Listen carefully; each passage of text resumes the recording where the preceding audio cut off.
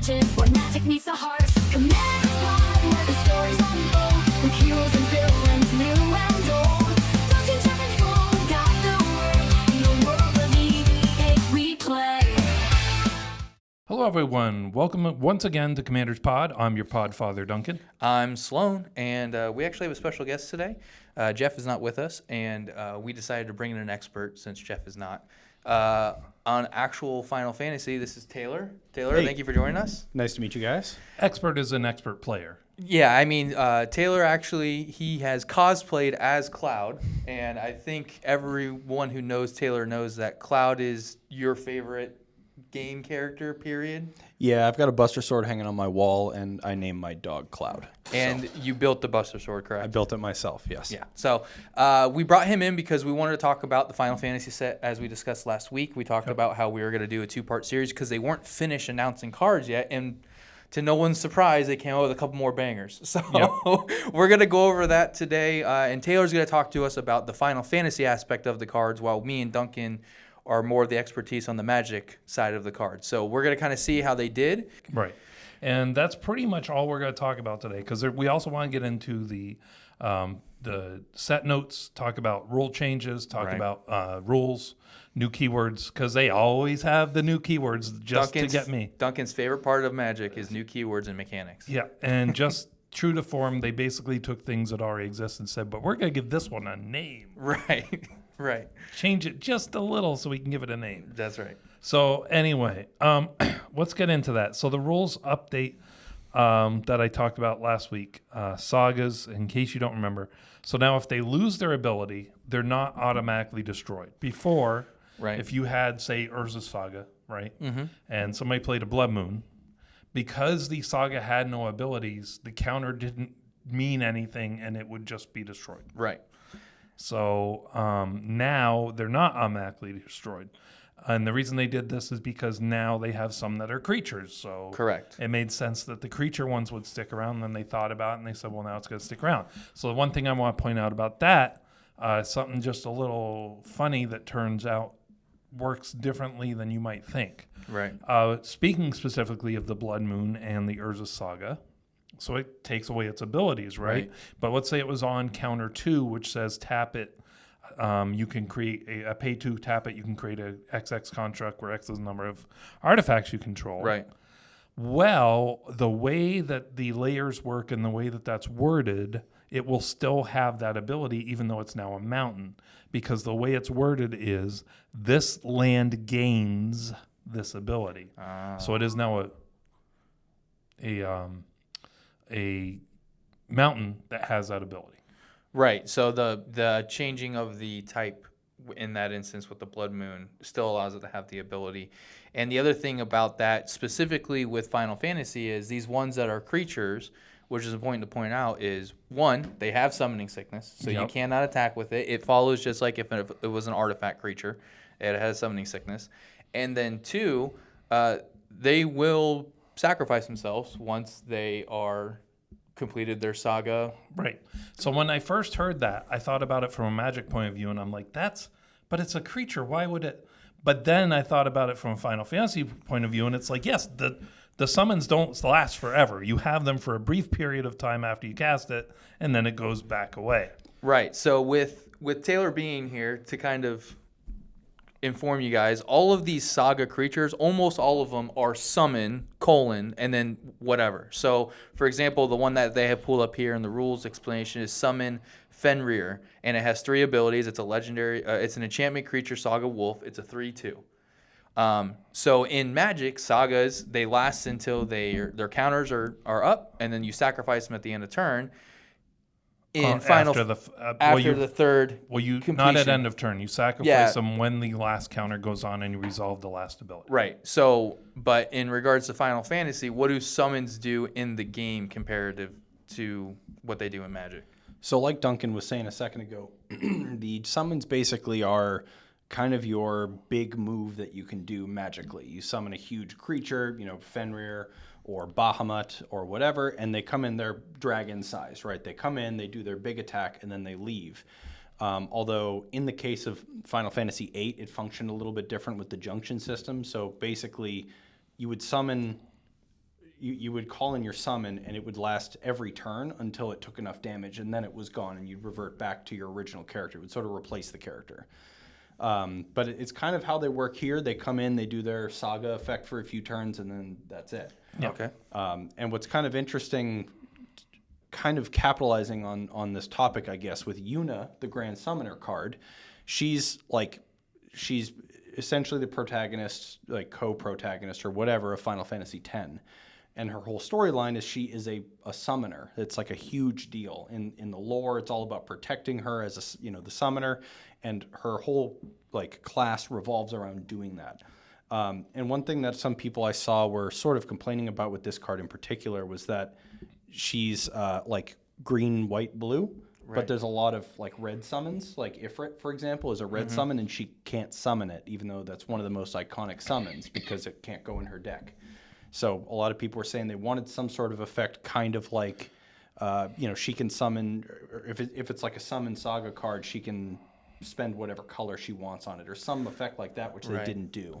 Yeah, that doesn't really make sense to have the main summoner from the game not be able to summon them all. Yeah, be limited to green, white, blue. So and again, that's something that it could potentially be because the power level would have been too high then on the card. It could have been like, no, if we give her all 5, it's going to be ridiculous. Now, we'll see how it plays out ultimately. But yeah, so these summon cards. So the other kind of cool thing that is interesting about that, because they do technically sacrifice themselves, these summon sagas, these creature sagas, are great aristocrat pieces. Yeah. Which it seems like they did a lot of that in this set. Very keenly noted with Sephiroth, which we're going to get into at some point. But the fact that you now have these sagas that are technically triggering a creature death as well as just a permanent leaving, that opens up a lot of possibilities with these summons now. That are these sagas. So that's going to be cool, interesting. But yes, they do technically function as if they are a creature as well as an enchantment. So you cannot attack with it immediately unless somehow you can give it haste. Right. Concordant Crossroads, obviously, most infamous, 1 green. All creatures have haste. Very easily can put that in any green deck. But so that's a big thing about sagas. That's, I think, probably, in my opinion, the biggest change they did with this in regards to existing rules with this set. And modifying it and how it works because of this. Yeah, because of the creature part. Yeah. So let's get into the new keyword abilities, because of course, keyword abilities. The first one is Job Select, and this is typical new keyword ability. Doesn't do anything new. All it is that equipment will say when you equip this creature, it becomes a knight in addition to its other types. Yeah. So Job Select specifically says when this equipment enters, create a 1/1 colorless hero creature token, then attach this to it. Right. And then one of the abilities on the equipment will say this creature counts as a knight, or it'll say this creature counts as a wizard, depending on the piece of equipment. Yeah, so they all kind of differ in that sense, but this is very similar to the living weapon, which was the previous mechanic we had, which created a 0/0 germ, I think it was. And there is equipment that creates like a 1/1 human. There's another one that creates a 1/1 gnome and just auto-equips it. So that part's not new. It becoming a creature type, there are equipments that have done that. That's not new, but kind of it matters more in this set. So there are things that care about that. And they hinted that there are things where it can switch jobs. Right, yeah. So this terminology, Job Select, I know that they specifically pulled it from Final Fantasy. So what does that terminology mean in Final Fantasy to what we're seeing here? So ever since the beginning of Final Fantasy, right? Final Fantasy 1, most of them, not all, the way that it has worked is characters don't have classes, they have jobs. That's their game terminology for it. Right. And in most Final Fantasy games, or a lot of them at least, your job or your class is indicative of the weapon you equip. The big thing is they create a hero creature with it. So I think that's kind of like you said, leaning into your player. When you're playing this game, you are the hero with the job of. And then, like Duncan said, each of these equipments also make you a something. So this one, the one that we're referring to, Dragoon's Lance, makes you a knight in addition to your other types. Yep. So when this is equipped to your creature, it's going to work a little differently in Magic because you're going to be able to equip several of these. Right. So you can be a knight, wizard, whatever you originally were. Right. But it's Game it's trying to limitations. use the same kind of idea. You I know, like it the a equipment lot. set the job. That's very cool. So new keyword ability tiered. Again, not really that new. It's Yeah. just another modal card, but on this one you only get one mode that you choose. So you have your base cost in the upper right hand corner, and then each mode costs a different mana value. And then obviously the more mana you're going to dump into this, the better, quote unquote, it's supposed to be. Right. So this is very reminiscent of Spree, which came out in Thunder Junction. The difference being Spree, you can choose as many as you want. Right. This one, you only get to pick one. But it's just like when they said choose one, although this way you're paying additional mana to Right. ramp up the power and sometimes do something different, whatever. Right, and that's how it's different compared to the previous modal cards, where a lot of them where you can choose one of the following and you just picked one, but the base cost was like 4, for example. This one, for a lot of them, the base cost is either 1 or 2, and then you pay for whatever additional cost you want. The reason why I like this one a little bit more is that they do have a 0 cost on almost all of them. Right. So for the one we're looking at right now, Ice Magic, it's an instant 1 and a blue. Tiered. Choose one additional cost. Literally, that's all tiered is. I wonder if they're going to retcon that with a lot of other cards. Maybe. Or they're going to start using it a lot more. No, because keyword abilities seem to be one set and then done. And then never again. We'll never see this again. Sorry. Yeah. But each of them do different things. The Blizzard's a 0 cost, Blizzara's a 2 cost, and Blizzaga is 5 and a blue, in addition to the 1 and a blue initial cost. Now, correct me if I'm wrong, Taylor, but I believe the way it worked in most of the games. So you would buy the base spell when you're lower level, Blizzard, right? And then the Fire was the same way. I have Fire-Aga, Yes. right? Yeah, it's just their naming convention for like upcasting a spell. So instead of level 2 or something, they give it I think that's a much cooler thing. Than, I do too. Yeah. And you know, some of them are like that. Like Final Fantasy VII, for example, didn't do that system. So if you get Bolt, you get Bolt 2 and Bolt 3. And that was one of the only ones that didn't do the, you know, Blizzard, Blizzara, Blizzaga. Now, do you know, did naming they do that convention. in Japan too, or was that only in the English port? To be honest, I'm not sure. Because I'd be willing to bet they're like, oh, like English players don't, U.S. players don't care about this. It could have been, but it'd be weird to change format for even American audiences or English audiences 7 games in. Right, Because the old ones were like that still, even in the English translation. But they make so. weird decisions like that when all they're the time. porting a game. All the It's like, we know we did this for all the other ones, but this time. Yep. Yeah, it absolutely could have been like, you know, maybe trying to more modernize it, because Final Fantasy VII was the biggest jump in popularity for you know, Final Fantasy in Western audiences. Right. You know, 1 through 6 they did well, but 7 was still So- to this day one of the best-selling Final Fantasy games. So maybe that was a factor in, you know, marketing and I started with 3. I played, like, I don't remember. They came out weird. Like, 3 Yes. was like the first one They in the renamed them U.S. in the US. But it was different numbered somewhere, you know, Yeah. other in Japan. And so I don't remember, like, what they were. But I started with what was 3 there. yeah. But I kept playing them, and then when it got to 7, I jumped in popularity for me personally. Yeah. Like 7, like the quality of the game was like, oh my word, this is amazing. And I really loved 7. I loved 8. I did not like 9. 10 I liked. 10-2 I definitely was like, I'm good. And then I tried to get into them after that, and I fell off. So 10 was really where I Most stopped. people fell off. So the golden age of Square Enix is considered Final Fantasy X and prior. Everything after that is a totally different universe, and people are not, in while general, not thrilled The with them. online games have been fun to play for me, but it's not. They're 11 and 14 are both MMOs. Yeah. I don't know why they made those like a mainline Final Fantasy numbered game. It's probably just to get people into it, because if it was just like Final Fantasy side game, people wouldn't play it. Right. I don't exactly count those in the same realm as other Final Fantasy games, because they're sort of like their own thing. But they definitely function very differently Yeah, from the it others. was fun as an MMO, but it wasn't Yeah. a Final. I mean, they had Final Fantasy aspects, but it didn't feel like Final Fantasy to me. 14 ended up becoming that way, though. So initially, when Final Fantasy 14 first came out, it flopped hard. And then they shut the MMO down entirely and rebuilt it from scratch, which is why it was called A Realm Reborn, because they rebooted the whole game. And I love Final Fantasy 14. It's kind of the only Final Fantasy I've enjoyed since 10, like post Golden Age. And that's because they did a very good job making the story in that MMO feel like a Final Fantasy game. Yeah. It just takes 200 hours to get into the meat and potatoes of it. So it's a hard ask and a hard sell for a lot of people. Right. But we're getting a little bit off track. It is on track, but it's off track. So, Before we pass it up real quick. So I'm not passing it up. I had more I was going to talk about. Well, I wanted to go to the spell we were talking about. So that progression and the way it works in Magic, is that a good representation of kind of with the abilities, you, again, not really having the as deep Magic knowledge, but you would say that looking at that, you think they progressed it well, and it is a good representation of the Magic spell slinging system. Absolutely. In Final So Fantasy. in most Final Fantasy games, they have mana, just like, most fantasy games have that, and you just choose to use the more powerful ones. They just cost more mana to use. Yeah. So Right. it's exactly what it is. Sometimes they have additional effects, but most of them were just more damage in the games. Right. So Okay. it's perfect for that. Yep. Sweet. Just some key things to know about this. So if you're casting one of these tiered spells without paying its mana cost, you still have to pay the additional, even if it's 0. Right. You have to announce it. You have to pay for it. Right. Obviously, 0, you announce it. Nothing But to you- pay for. Yeah, nothing to pay for.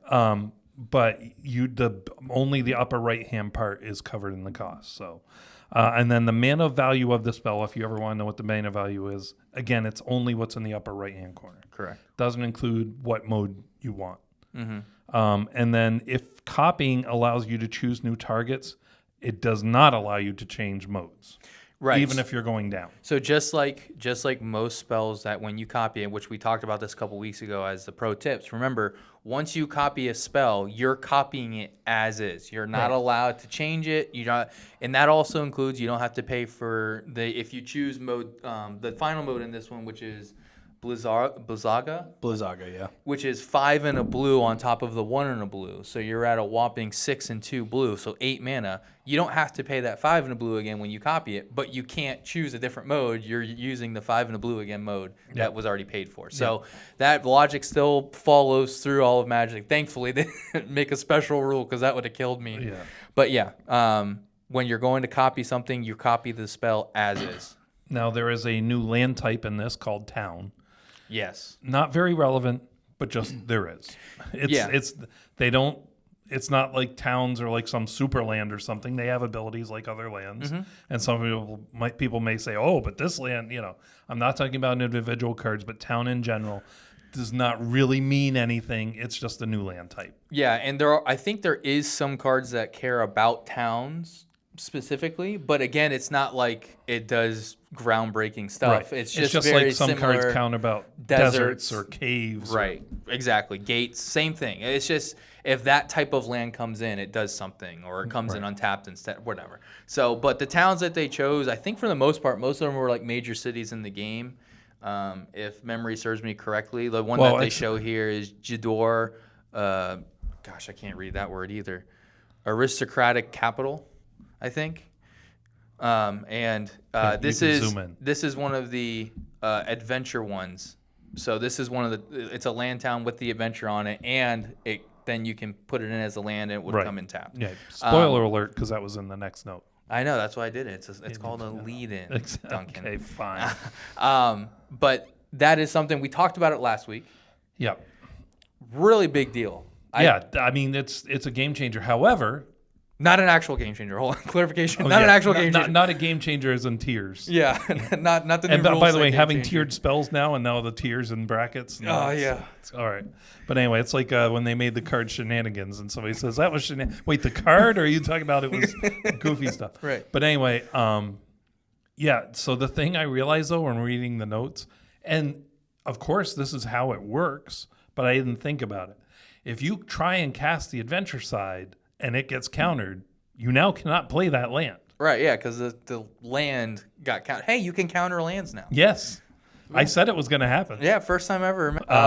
But so just realize that. It's cool, but it can also hurt you because if that's your land you need to drop Right. and they counter it. Yeah, you're... So sad, son. Yeah, exactly. The cool thing is they did a cycle. So they did all 5 colors, red, white, green, blue, and you were black. saying they all were town names. Now they are, but isn't there one that's called like Starter Town? That's a different one that's not an adventure. The starting town's a new land they just showed more recently. It has a very cool, unique ability where it comes in untapped if it's your first, second, or third turn. So after your third turn, it would have to come in tapped. But it's cool because it taps for a colorless, or it's a City of Brass. Pay 1 life, tap for any color. Yep. Which is kind of cool. So you have that. You have another land that could come in untapped in a certain time frame that could tap And for I any can color. see it in the planning table. You know that the guy's like, I want a new City of Brass, so we're gonna have it. It's gonna be awesome. And somebody says, well, you gotta have it come and tap because that's the power level nowadays. You'd have to have it come and Right. tap. That's pretty strong. There's only one card that creates mana of any color, just normal coming in untapped. And he's like, no. And they argue back and forth, and it's like, then they settle on, all right. So at 1, 2, or third turn, it'll come in untapped, and after that, you get your way. Yeah, Which kind of works perfectly for a starting town, Yeah. right? Like Right. that's the theme on it. It's kind of cool. You know, it Yeah. kind of encompasses all Final Fantasy games without being a specific location, and sort of just all RPGs in general. Like especially JRPGs, they always start in some stupid starting town that you usually don't care about later in the story. So So the other thing, so this was in the section of returning keywords. So the other returning keywords are landfall, flashback, and then this isn't a keyword, but transforming double face cards, and they have new meld cards, and I'm excited for that because the Yeah. previous meld cards were really cool. Gavany Township and the Bruna. Yeah, the Angel. Yep. So now they have new meld cards. That's going to be very cool. And Kicker is another one that they brought back. Yeah, we haven't seen Kicker in a while. Yep. Kicker's always fun. Technically, everything's Kicker. If you ever watched that video that someone did, I think it was the professor. Well, I mean, the tiered is a kicker. Yeah, everything's a kicker. It's just a different type of kicker. The delayed kicker, kicker from the grave, kicker from exile. Everything's kicker, you know. Yep. But I'm glad they brought back some mechanics. Of course, the some of the more powerful mechanics I think that we're gonna see here in this set specifically is gonna be the 2-face cards. A lot of the ones that And flip meld. and meld are going to probably be the more powerful cards that come out of these returning mechanics, in my opinion. We have to wait to see what happens. I in mean, the I world don't of know. Magic. Landfall can get nutty on landfall decks. Yeah, but I think because the landfalls, at least the ones I've seen, haven't been like crazy strong or anything. Like they haven't been. Somebody like, will break them, and you're gonna be like, "All right, that's now the most powerful thing." Yeah, but of course, only in a someone's gonna make specific me. situation. Yeah, someone's gonna make me eat crow here, but definitely excited to see some of the returning mechanics. I'm glad they dialed back. Yes. No 9 new mechanics, please. Don't do that again. Duncan almost had a heart attack. We Yeah. had to resuscitate him, man. It was not pretty. It was. And plus, you guys are doing a lot of work for one set, and then those keywords never matter again. Yeah, So. just keep it to 1. We'll see him once every 5 years. Yep. You Let's know, just it'll be do that. great. So one of the things I wanted to talk about, Taylor, you've been looking at this set. You actually pre-ordered some. You haven't been playing Magic. You've played a little Magic back in the day, but you haven't played. yeah, I used to actually play a lot. I started playing when I was 8 years old, back in like 1999, roughly. And I think it was 6th edition. I think is when I started playing. That's I bought a ton of about cards. the right timing. Yeah. It was 6th or 7th, I think. And I played a ton. There was a local card shop where I lived up in New Hampshire back in the day. It was called the Silver Dragon. Went there all the time, did draft tournaments, played as a kid a lot. I sort of fell out of it for a long time, but then got back into it a little bit, very casually more recently. But this set has sort of brought me back more and piqued my interest again. So you've looked at a lot of the cards that are Good chunk, yeah. Yeah. How do they stack up to the actual video games? So I'm actually very pleased with most of them. There are some in particular that I think are hysterical. They're disrespectful, and I love them. They're But perfect. respectful at the same time. They're respecting the source material in the most disrespectful way. So, for example, Aerith Gainsborough and Zach Fair, right? Those are 2 characters from Final Fantasy VII. Spoiler for anyone who, if you want to turn off your or pause or skip ahead, it's like 25-year-old spoilers at this point, so it's on you. But Zach and Aerith both die in the game in pretty gruesome ways, and their cards involve sacrifice effects, which is awesome. It's really sad, Themselves but it's awesome. specifically. Yeah, they sacrifice themselves, which This is is hysterical. In particular, the Zach card is one of my favorites because the way he dies in the game, basically he's carrying Cloud, and who's like basically drugged out of his mind from a crazy experiment. He's like almost borderline comatose, so he has to protect him. And they're running away. They're getting chased by like military essentially, and he gets confronted, and Zach has to fight off like hundreds of these military soldiers. because he's a super soldier, so he can. But he dies in the process. He kills all the enemies, but he's like bleeding out on the ground. And as he's dying, he hands his Buster Sword to Cloud. He's the original or the previous owner of the Buster Sword. Oh prior to yeah, Cloud. I remember that now. He hands it to Cloud, and he says, "You have to be my living legacy." And then he gives him the Buster Sword. That's how Cloud gets it. And his card, so he enters with a 1/1 counter. Tap 1, sacrifice Zac Fair. Target creature you control gains indestructible. That's him protecting Cloud until end of turn, so just temporarily. Put Zac Fair's counters on the creature, so he makes them more powerful. And attach an equipment that was attached to Zac Fair to that creature. So that's him giving the Buster Sword to the creature. Which could be the Buster Sword Right. because Which- it's in the game. Yes. So I read that and I was like, that is, the card is, it shouldn't be called Zac Fair. It should be Zac Fair's death. That's what the card should be called, because all of his effects are just that one moment before he dies, Yep. which I think is hysterical, but it's honestly great. I love it. And, you know, there's a lot of cards that fit very well. Some are better than others. A lot of people I know were complaining about one of two of Tifa's cards. Because isn't there an effect in Magic called like fight or melee or something where it's like you duel one-on-one? Yeah, fighting mechanic. Yeah, fight. She's a martial artist. She's a monk, and they didn't give her that. Some people are like, why didn't they give her that? Her main effect is just a landfall double her power and toughness, which is good.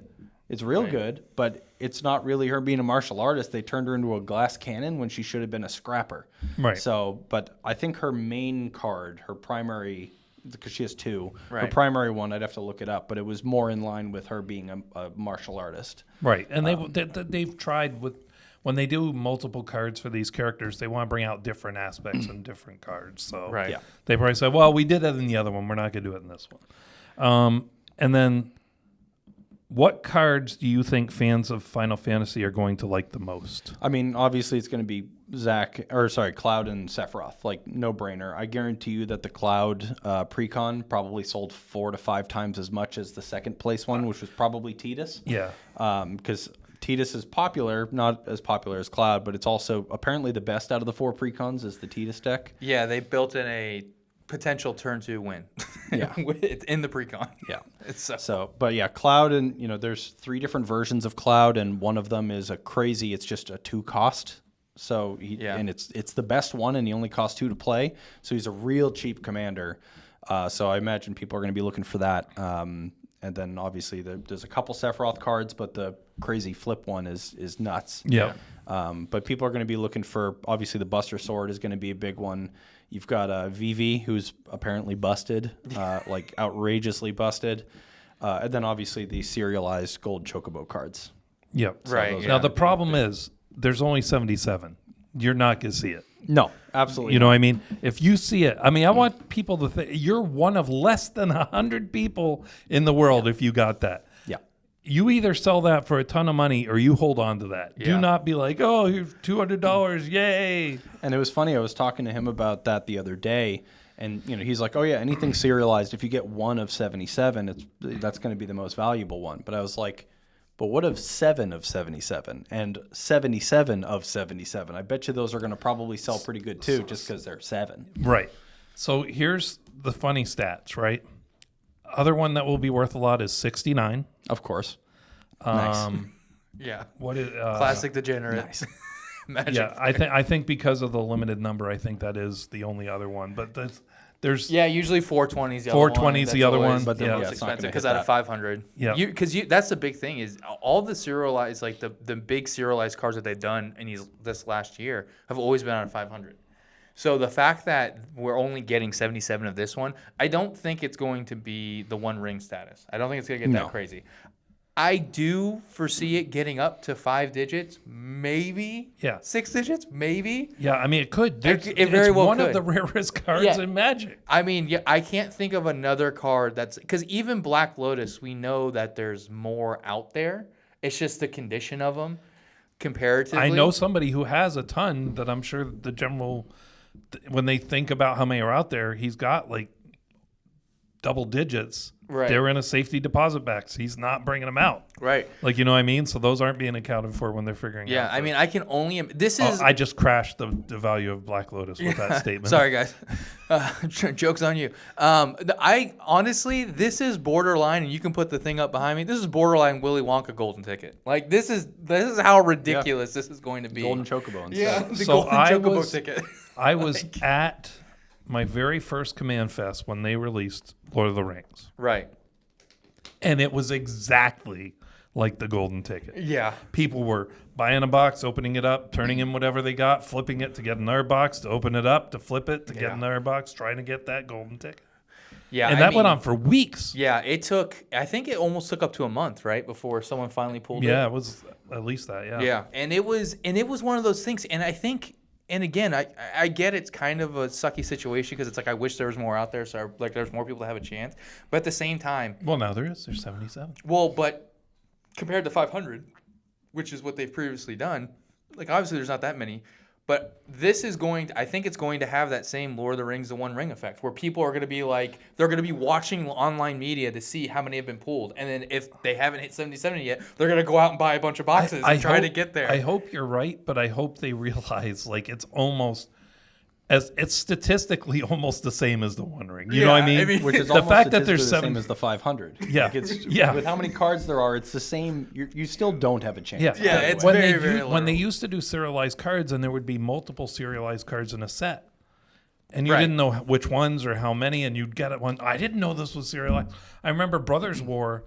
There was a ton of serialized cards. in Right. it. You know what I mean? That's the one thing I've never opened, and now that they've limited it to so much, I probably never will. You know, I've said this before, 2 of the human soul rings from the Lord of the Rings.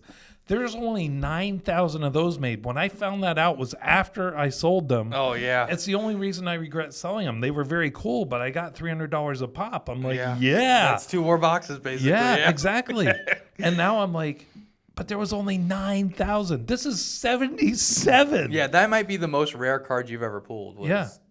We know somebody that just that we just got into Magic that works with us. Oh, yeah. And he pulled the Halo Full Art Eugene. Ugin. Yeah. Ugin, but Eugene for all of his Magic players. In like his first box that he bought since he got back into Magic. It's $600. $600 card. And then on top of that, he bought another box and got the Japanese Halo version, which is only worth like $50, which is crazy because you figure that one's more rare because they just randomly Well, throw it's it in not. a pack. It's not Halo. That one's just foil. But Yeah, that one's just foil. But the But Japanese still. are rare over here. They're not as common as the Right. foils. Anyway, but so yeah, the chocobos are going to be hype. Yes. And If you are lucky enough to even see one, Right. good on you. Yeah, that'd be cool. one of the cool things about the Chocobo stuff too is that in a lot of the games, Chocobos are one of those things that kind of is in most Final Fantasy games as well. Like there's almost always a Sid. A lot of the summons carry over that kind of stuff. But in a lot of the Chocobo games, you can breed the different colors of Chocobos, and they do different things. The gold Chocobo is the best one you can get. They're very hard to breed, and in some games you can get them by circumventing the breeding. You know, like a hard boss will drop a thing that gets it or whatever. But the gold Chocobos, they can fly over anything, they can run over everything, mountains, water, whatever, that they're like the best.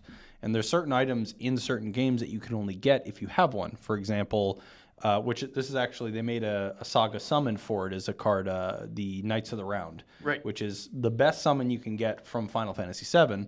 It's on a secret uncharted island. It's not on the maps. It's in the top corner of the map. The only way to get there is with a gold Chocobo, and then you can get the best summon in the game. So it kind of makes sense that they went with the gold Chocobo specifically for the serialized, Right, and the which will rarity. look really nice. You know, full art gold with the hollow whatever effects they do on them is going to look cool. Yeah, I think it's supposed to be like the border's going to be gold and the actual Chocobo's kind of going to be gold, I think, based off of, at least in the pictures that they've shown of what it's supposed to look like, the concept art for it. So should be really cool to see. And I mean, yeah, like Duncan said, if you even see someone with one or opening it, it's going to be, that'd be crazy.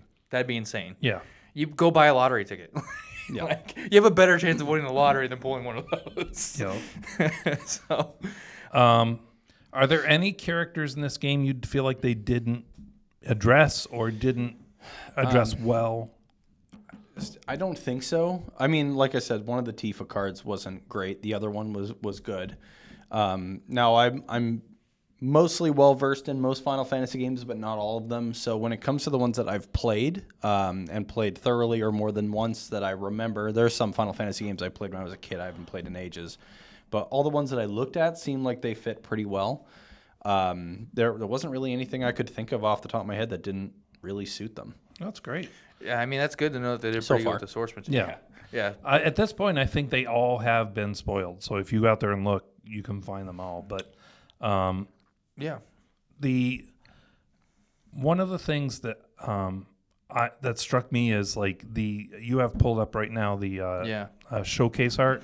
Yeah. I mean, they're gorgeous. That is art. You know what I mean? Yeah. Like, Comments on this art specifically, the Sephiroth card. Okay. I believe the full art one. yeah. I believe it's the only one they did this with. But if you read out loud the name of the artist for it.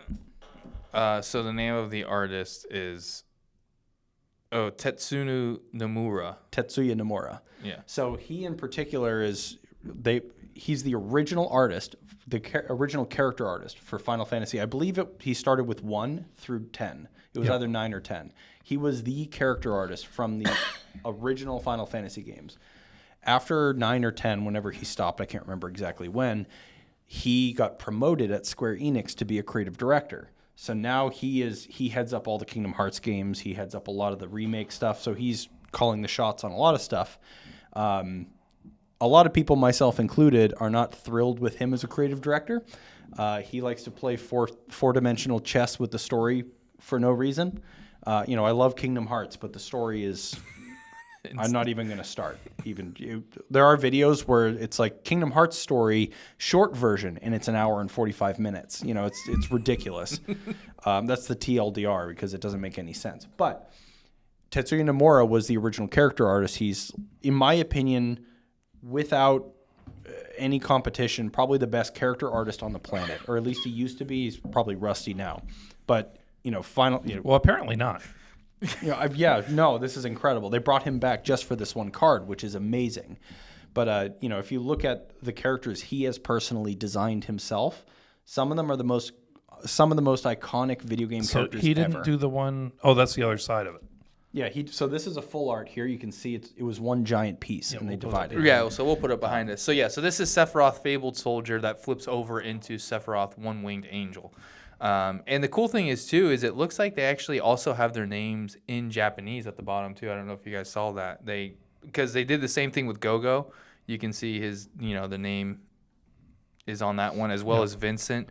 They have, The artist in Japanese. Yeah, the artist in both Japanese and in the English translation, obviously. So that's pretty cool. But yeah, it looks like they actually reached out to all of these, potentially artists and character designers from maybe the game. I just thought of I don't believe the other ones are from Square Enix specifically, but I'm not sure. I just know Tetsuya Nomura is like the big one. Yeah. He's the big. So they brought him back just for this card. I watched a series on Netflix called High Score, and it was kind of like the history of video games. And part of it, they talked about him. I don't think before that this had really been done. His art is what made the game. They made the game based on his art. Like they kind of built the mechanics. You're thinking of I haven't watched that show or the documentary, but there's another guy that has like very iconic Final Fantasy artwork. It's a really bizarre style. It's like the cover art for a lot of the games and stuff. No. Is that not about him? So no, it's the character designer because they built the framework, they built the mechanics, but they had just like basic characters in there. All the characters and how they developed were based off his art, which is cool. Yeah. Yeah, like you can actually even look up the original artwork of Cloud in the earlier designs, and he looks totally different. Same thing with Sora from Kingdom Hearts. He was like the original design for Sora from Kingdom Hearts. He actually had like lion paws. He looked like he was like a half man, half like lion cub with like a chainsaw sword, and then they changed it to a keyblade, and he's gone all over the place. But yeah, he is, in my opinion, probably the greatest character artist and designer to ever live. His stuff is iconic beyond belief. I'm kind of holding a pipe dream now that maybe they'll surprise us. So I go to MagicCon Vegas the week after the full release of this. Mm-hmm. I wonder if they might have him there. Maybe he'll sign stuff. Like that would be so cool. Oh, that would be like as a amazing. secret Please guest. bring me back something. Oh yeah, of course. Yeah, I mean, jeez Louise, that'd be insane if he was there for that. That'd be crazy. Yeah. But I mean, yeah, this one specifically. So Sephiroth, I wanted to bring up because obviously he has a very huge role in the game series. This card itself is also crazy. It has a new keyword, supernova, on the flip side. But the other thing too, which is cool, is that this art is actually like connected art, but on opposite sides. So if you look at it, and hopefully Duncan can find the picture that I'm looking at here, you can see that it's one long continuous piece of artwork, but it's split in half based on where the cards is. I mean, it's very cool and dynamic. I don't think we've ever seen anything like that with art when it comes to flipping over, like flipping cards specifically. They've done the thing where they have the scene, like in the bundle boxes, Right. like with Lord of the Rings. Right, you know? yeah, and there's multiple cards that you put together, but we've never had one where it flips over and the art technically continues Yeah. on the same card. So while you're on that, I have to say, there's a lot of really cool cards. This is the card that at the moment I want the most. Yeah, this is also, I think, honestly, I have so many decks like this just would make better. yeah, either this card or Go-Go are the two that I would really like to get my hands on, because I think both of their mechanics are ridiculous. But since we have it up, You went over the mechanics last week. yeah, this card specifically and the way it works, which Taylor and I have spoken about, is this true? Because again, being one of the iconic characters from the game series right next to Cloud, is this guy's ability true to what his nature is in the game and how he would function and how it would work? Yeah, I mean, looking at his initial form, sacrificing creatures and stuff, he does that a lot in the story, right? One of the two characters I mentioned earlier who die in the story, Aerith, the other one, he kills her. It's considered one of the most iconic moments in any video game ever, is her death, specifically when he kills her. Which is funny because they made a card of him in this set of him when he's dropping down from the ceiling, which is the scene where he kills Aerith. Yeah. And it's like not very good, and I believe it's a common. Yeah. And so it's like they didn't make a big deal out of it, which was kind of funny. But he sacrifices her, and he also in the story has a lot of clones of himself that he sacrifices for a lot of different things. Okay. Let's see. Whenever another creature dies, opponent loses 1 life, you gain 1 life. That doesn't really match anything in particular with him, other than he just kills people in the story a lot. Yeah. It's just what he does. He's just, Yeah, he's just a murder hobo. It's more of a job. Yeah. But what's interesting is the supernova abilities specifically. Supernova is one of his final moves that he uses in the final fight of the game. And that in particular is a really iconic ability because it's basically a cutscene. When he uses that ability, it is a 2-minute and 8-second animation that you have to wait through for it to do a ton of damage to you. The animation for it, you literally watch him blow up the sun, and it goes one by one as the supernova explosion blows up our solar system. The game doesn't take place in our world, but he blows up our solar system. You see, Mars and Earth, and they're labeled. It says Saturn. It says Neptune as it's wiping out these planets, and then it comes in barely into the scene and does a ton of damage to the characters. It's like, okay, Sephiroth wiped out a different nearby solar system just to flex on the party. Yeah, We're all to prove a dead, point. but Cloud took 999,000 damage. You know what? whatever it is. I'll try and put that video on our end while the while our end cutscene- credits. End yeah. credits, yeah. Yeah, it's over 2 minutes long, and the Also, I'll do part of it. the card the card I mentioned before, the Knights of the Round as well. That one's also like a 4-minute or 6-minute long. Just the summon animation is super long. Well, I So mean, it if was- you find something off in the corner of something that wasn't on the map and you can only get it with a golden, it better have a 4-minute. I don't want it to just be like 30, 10 seconds and it's done. Yeah. So the first time you get it, you're like, this is the coolest thing I've ever seen in my life. But after you've used that summon 12 times, you hit the button and you go make a sandwich and you Yeah, come back. that's true. And it's Every still time not done yet. It shouldn't do it every time. Yeah. Yeah, but it does it every time. There should be a fast forward. There isn't. I mean, on the ports and the Switch version, there is. You can speed stuff up. But in the original on the PS1, you just went and cleaned your room or something. You come back. So another cool thing they did in the set that I liked, the pre-con decks were based on a specific Final Fantasy game. Okay, yeah. You know what I mean? So I thought that was very cool. There's Final Fantasy 7 deck, and Yes. a Final Fantasy 4 deck and a Final Fantasy 6 deck, I think, are the numbers. So there's 6, 7, 10, and 14 14, not for 4. the MMO. So Ishtola, that deck, the cat girl, she's a cat girl. She's popular. She's like the fan favorite from that game. Everyone loves that character, so that's why they made the deck for her. Yeah. One of my buddies, he's like, just pre-order me the Ishtola deck. That's the only one I want. And I've got him into Final Fantasy 14, so.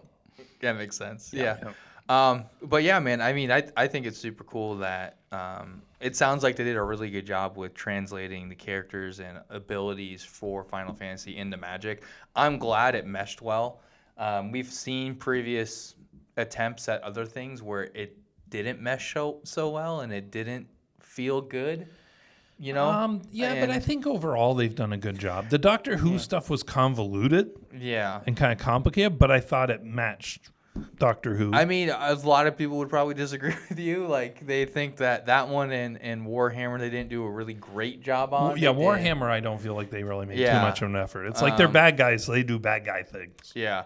So, I mean, but it's good to see that they did a really good job with this. And obviously, they cared enough about this to get, I mean, some of the more recognizable potential character artists to create these arts for these cards. I mean, this one, I checked today, the Sephiroth Fabled Soldier one, the full art showcase one that we're talking about, right now to pre-order it just as a single is $150 if you want to get just this one. So you can buy a play booster box for the amount that card That costs. one card right now is worth, right? Yeah. So, and I'm going to assume, and we talked about this a little bit last week, all of these prices are going up. I am assuming that that's going to be true for all these arts because, again, and hopefully you can maybe have some up behind us like the Go-Go one, the Vincent one, the Sephiroth one, the Cloud one. They're all really, really good. Yeah. Like, they are so clean looking and they're so well I mean, illustrated. I'm sure he didn't ask for artist proofs, but I hope he asked for artist proofs. I hope they will be available somewhere. I will buy that in a hurry. Yeah, that is for sure. I think that's probably your new crack inside of your crack addiction. Yeah. No, it is. And I have many cracks within my crack addiction, the holiday cards I've started buying and things. But yeah, artist proofs, I love them. I know. I can't imagine how sick this one would be. Like, Yeah. if he... I'd have to get 2 though, because I have to have both. You have to stack them. I was gonna say I want to buy 2 of them, even if they're $150, whatever. Just frame them. Yeah, and then frame them up and down. Yeah, that'd be sick. As a longtime They will fan probably of it, no. frame There 'em. are art cards in the play boosters, Right. and they probably have each of those as the art card, I and can that way even you have see no those border, being you don't have the expensive. stats. It's just Yeah, the art, that's the one to get in frame for sure. Yeah, that'd be sick. and that won't cost $150. I But mean, being I the don't- art, it'll probably still I be mean, that's what I was $5 gonna to say. $10 I a could card. easily or something. see those little art cards going for easily $5 to $10 a piece. Especially if they do that gold foil Oh, signature. the signature. Oh, dude, if you got his gold foiled signature on this art card, And then you bring it to your thing and you get Tetsuya Nomura to sign it. Yeah. oh, dude, that'd be dope. That's a family heirloom for life right there. Like, I'm passing that down to my grandkids. Like, they'll have that forever. That's Yep. sick. And the kid will be like, "How come there were so many Final Fantasies?" Yeah. Well, you Shut know the up, story you. of the name, right? Huh? You know the story of why he named it that, the No. original creator? So he had made several games prior that tanked. They did really poorly. And Final Fantasy was his last attempt at becoming a game developer before he was going to quit if it failed. So that was his Final Fantasy of being a game developer. Well, that's sick. And now they've got 700 games and 650 of them are bad. Yeah. So 50 succeeded though. Oh, you you forgot go. to count the tactics games. tactics games are great. I know, but I'm saying They're there's part more of the than 50 that were good. That's awesome. Yeah, that's cool. What? So you pre-ordered this? Are you gonna start playing Magic because of this? Yeah, I mean, I've played on and off. I bought a couple pre-cons that I played casually like Right. 2 years ago. I just play them when people are around. You know, maybe every 4 or 5 months I play a game or two. But this will definitely get me more into it. Something I was talking to, I think it was you. It was either you or one of my other friends. This is it's sparking. The set is sparking something in me that I haven't in a while. Right when I was a little kid and Pokemon came out, I was you would buy boosters and you'd have that feeling of like excitement. You're like, I want Charizard or whatever the card was. It was a specific thing that you wanted. And Magic, I'm sure, has that for a lot of people, but it's not like at least from what I've seen, it's not like a specific character from a different something that you're excited about getting, right? Like an IP. For me, I'm getting that Charizard feel again, where it's like, am I gonna get Cloud? Am I gonna get Sephiroth? Whatever the card is I'm looking for. A lot of Magic has been like, yeah, we invent a brand new character for this card, and you're not going to be excited about that character other than maybe the abilities it can do. Right. But it's not like you have a personal connection to Joe Schmo, the God Slayer, or whatever it is, because it's a brand new character. Great. on Now the there's card. going to be a Joe Schmo the Godslayer card you watch. With this Godslayer 5000. Yes. But that's kind of one of the nice things about these crossover card sets. Other than stuff like SpongeBob, we're not going to talk about those. We're not going to talk about that. This We I'm don't kind of talk getting. about Bruno. I'm sort of getting that looking for a specific card that's good for your deck. I pre-ordered all 4 of the regular precons, and then I pre-ordered an extra Cloud deck. I wanted 2 of them.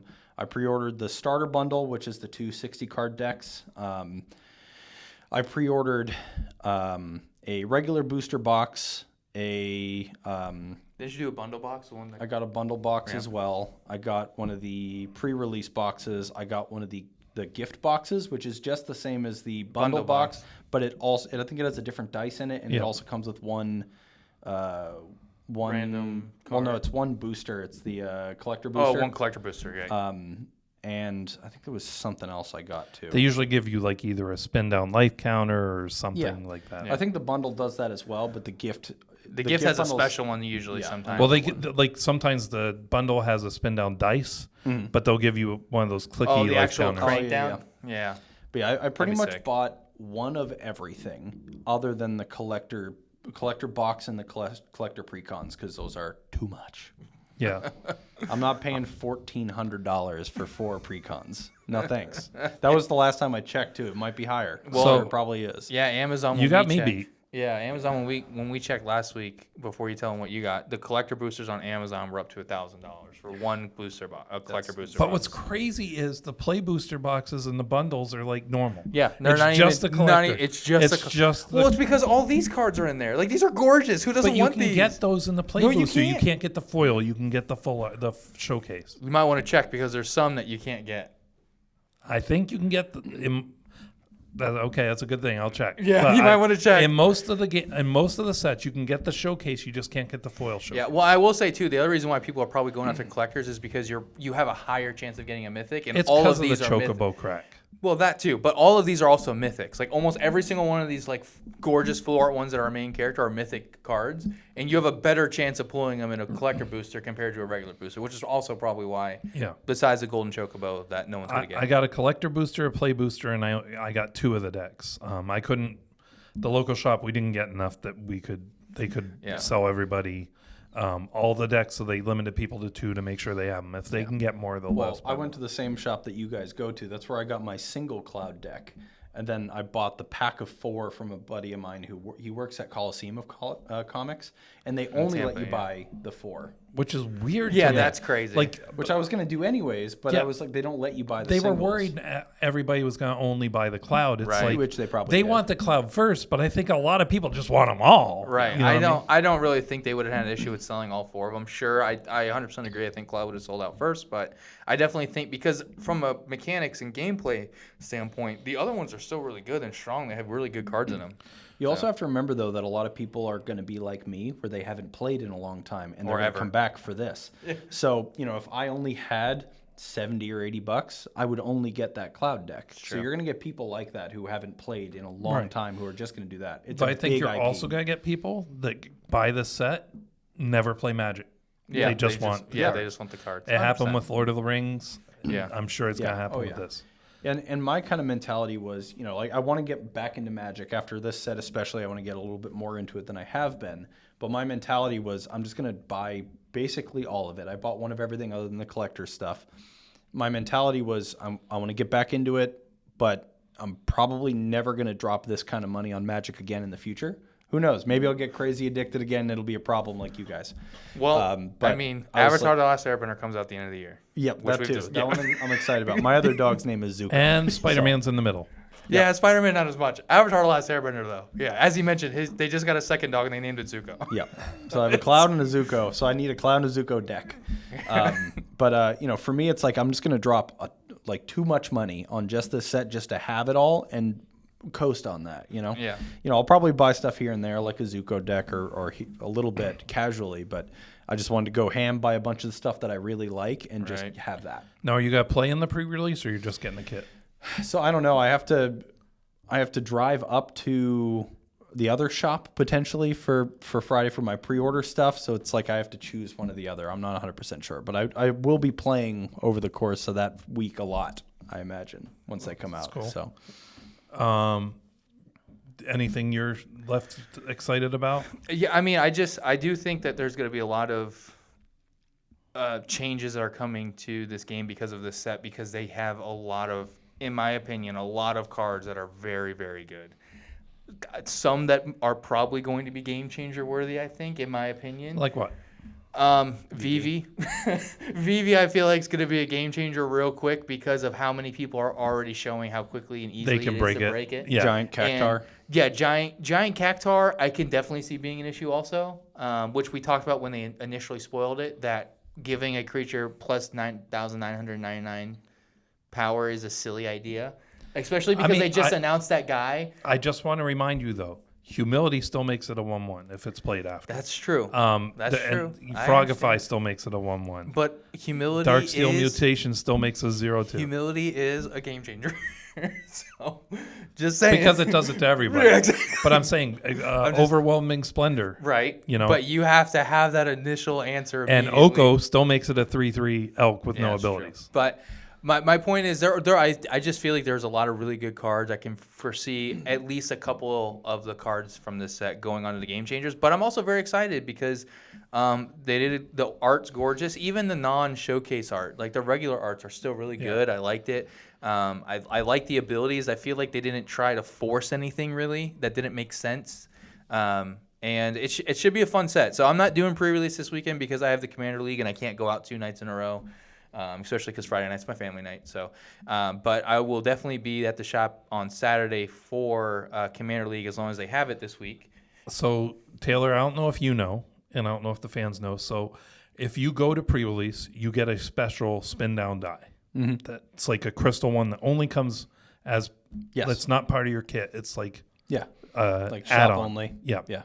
And then if you go a second time, you get something else, and I can't remember what it was, but it was something else very cool, like a special card or something. Yeah. And now it's So if you go to the Saturday, if you go to Friday and Saturday, or if you, some shops are big enough they have 2 events in the same day. Mm-hmm. You know, like in Tampa that might happen. If you do that, then you get, you can do both in one day and knock them out. That'd be cool. I might have to try to do that. Now I have way more driving to do, so thanks. I could, going back to what could be a game changer, I could see Vivi being a game changer because it's so easily broken. I was going to say, Chocobo is not a good card. It's just a 77. That's it. Game changer. It's like a 2/3 flying, and that's it. I think that's all he is. I mean, here's the thing, too, though. Giant Cactuar saw in half, now you got 2 of them. Yeah, well, the other thing is too with the last commander, the last guys they released, the white blue one that he mills people based off of life gain.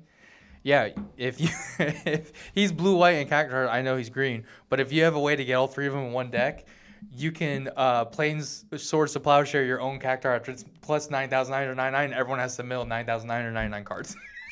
So, and you have 9,999 life. So I mean, it's a little ridiculous. Yep. Definitely don't swords that creature, please. Don't give someone 9,999 life. That's not okay. No one has a spin down. That's big when enough. Path is better. Yeah, Path. Path is definitely better. Give them a land over 9,999 life. So, but yeah, I'm excited. I think. I'm pretty sure our shop's going to be slammed. Oh, it's Both 100%. nights. So, I mean, their pre-orders, they got rid of everything pretty much. Yeah. They did have a few pre-order spots left for Friday, last thing I knew. Oh, the And, pre-release night. Yeah. And Saturday, they're not even sure if they're going to have any kits left. So, Yeah, they might not even be able to do it on Saturday, which is crazy. So, but I'm excited to see what happens. I'm excited to play with these cards and start, adding them to some decks for sure. Taylor, any last thoughts before we go? Nothing in particular. I mean, I think you were talking about how there's a lot of really strong cards in this deck, and all I could think of that they just want, Blizzard or not Blizzard, Wizards wants money. It's sort of like how in something like League of Legends, it's like every new champion that comes out is overpowered because they want people to buy them. So it's like Final Fantasy is going to be a huge IP, and you make them all really strong, you're getting crazy pre-orders from fans and just from the players. Right. So it's like this is going to be it's already their most lucrative set they've ever released. It passed Lord of the Rings by a lot. Yeah. So. And here's the crazy thing. When they announced Marvel was coming out, right? And that the first set would be out this year. If somebody said to you, but that's not going to be the most popular set of the year. Everyone would have thought you were crazy. They would have said, you're smoking crack. Yeah. Like, what are you thinking? There's no way Spider-Man, they're like, because we're going to have 2 other really big IPs come out that year. Yeah, jeez. It's crazy. And the thing that's crazy is just like Lord of the Rings was nuts when it came out. And it is such a, like Duncan always says, it is such a well-rounded set. Like, you could do so much with just Lord of the Rings cards.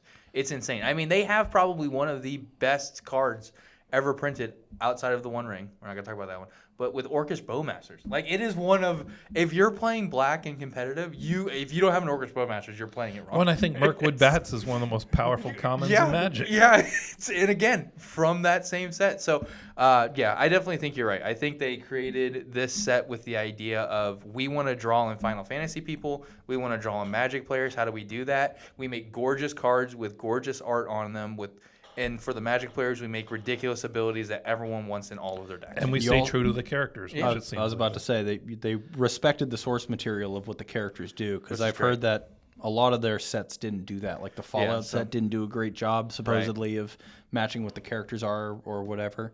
But this set, at least from my perspective, most of them are 9 out of 10 accuracy for the characters. Yep. So all the more reason to be excited. But that's all the time we got for this week. Hope you guys have fun with the new Final Fantasy set, whether you pre-ordered, whether you got to wait a week till standard release. Right. The good news is that we get a little taste of it this coming Friday for pre-release, right. And then we get a big taste of it the following week. I did order a collector booster box, but which we will open on our pack opening. Mm-hmm. So Sloan, get your hands all moisturized and ready for the camera. Got to go get my manicure. Do that 8K 120 frame rate slow-mo B-roll of the pack. Yeah, right. When the Golden Chocobo comes out and falls on the screen. It's just like I ripped the pack. It does the dramatic. Let me just get the scissors. like the One Ring in Lord of the Rings, like it falls down and you watch it slow-mo settle into place. I don't know what. Full disclosure, I know it's probably not gonna happen, but if I pop one of those and I don't know how I would react, I might have a stroke. Like if that video comes out and then all of a sudden you just hear a thud on the ground, I apologize in advance. But I really legitimately have no idea what I'm gonna do or say if I pull that. Like I don't know how to react. Like I don't know what to do. So tune in. I would like my hands know. are just gonna be shaking. It's like Sloan, it's great, but why does this have greasy handprints all over it? Oh man! But we also have one of our fans who lives locally has also pre-ordered a collector box. He said if he can resist opening it long enough, he'll let us open that one on the air too. So we might have 2. We might have 2 to open. Yep. And then Taylor did also say that he might let me open up the regular booster box as well for him on the channel. So we could have potentially 3 box openings. You could have the visual Final Fantasy overload that we'll be all experiencing in card form too. Right, So, exactly. So should be a good time. But again, that's all the time we have for this week. Thanks for tuning in. If you have any comments, questions, concerns, ideas, send them to cast@commanderspod.com. You can always find us at youtube.com/@commanderspod. You can find us at patreon.com/commanderspod. If you would so like to support us, we would love to have you on there. We got some big things planned for our Patreon coming up. Yeah. Tune in every week. We try and have this out on Thursdays. Last week there were some glitches when I tried to upload, so the video part didn't come out till Friday.